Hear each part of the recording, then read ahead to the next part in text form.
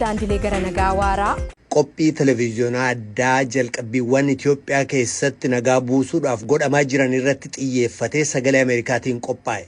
Tamsaasa televiziyoonaa walitti bu'iinsa Oromiyaa keessaa fi walumaagalatti Itoophiyaa keessatti fuuleffachuudhaan sababaalee isaa xiinxaluu fi daandilee furmaataa isaa irratti mari'atu kanatti xiinxaltoota ogummaa isaatiin beekaman dhimmicha keessa beekantuu hirmaate. Hanga Oromiyaa fi Oromoo irratti nageenyi dhufuu hin dandeenye Itoophiyaa nagee argachuu hin dandeettu.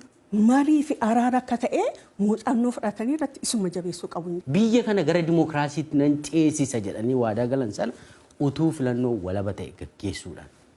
Daawwattoota dhalattoota Oromoo as Yuunaayitid Isteetsi keessa jiraatantu qaamaan argamee qooda fudhate. Qophii televiziyoonaa addaa kana kutaa duraa akka lakkoofsa yeroo Itoophiyaatti roobii caamsaa 2 bara 2015 galgala sa'aatii 2 walakkaatti kutaa lammataa kamisa kutaa sadaffaa jimaata sa'aatiidhuma wal fakkaataatti duraa booda bakka sagantaalee keenya idileetti dhiyeessina. Akka nu hordoftan kabajaan isin affeerra. Sagalee Ameerikaa sagantaa afaan Oromoo.